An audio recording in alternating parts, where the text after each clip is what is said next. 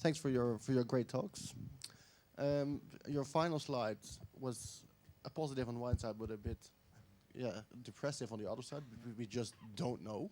That's one of the conclusions. We only can exclude other pathologies by using imaging techniques.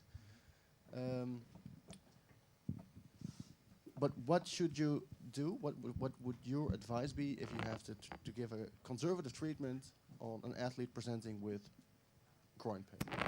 Do you differentiate between adductor-related, symphysial, abdominal wall, etc.? I think the more and more radiology I do, the more and more you should just describe what you see, because you start using different nomenclature or different names, whatever, people start to get confused.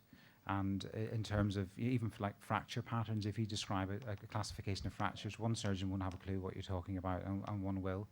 So I think, as I've tried to show, I think all you can do is describe the edema pattern in the symphysis pubis, and it has to be correlated with what's found clinically. So if you're describing relatively severe edema in the symphysis pubis, in the bones, it can occur in some people anyway, and if the clinical features aren't that marked, well, that's fine. Don't be worried.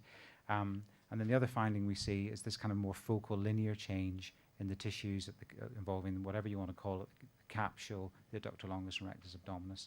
And again, even though I'm a radiologist and it's kept me going for quite a few years, I would argue in a lot of cases it doesn't make a lot of difference. If you're confident clinically, you're going to treat them one way to begin with anyway, so really you should be imaging them probably later on down the line if they don't respond.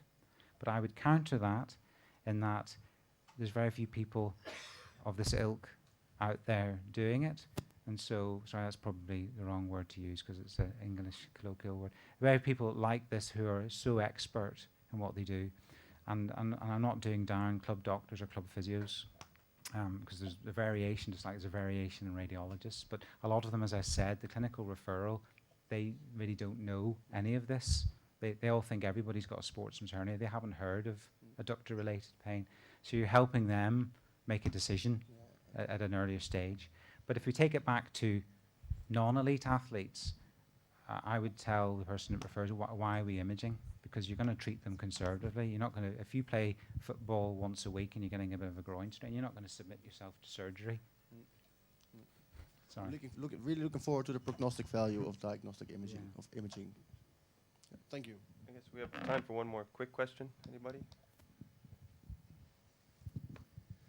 Maybe we talk about this tomorrow, but I mean, all these different structures are so close. What's the role about diagnostic infiltrations, for example? I mean, if you have hip-related pain, if you have adductor-related pain, do you use that in radiology? Do you use, let's say, some local anesthetic in your, or do you do ever arthrographies?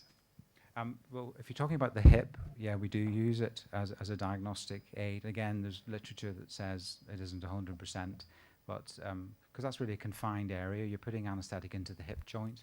So, for example, if I injected the symphysis pubis and the pain went away, as it often does, is it because the pain's coming from the joint, or is it because it's leaked into that area that's edematous? And you know, and likewise, if you inject the adductor longus, is it the rectus abdominis or is it the conjoint tendon as it comes in that you're infiltrating? I think it's really difficult, and for that reason, I don't know if that's the reason why we don't, but we don't get asked to do lots of diagnostic infiltrations around the groin. We do in the hip.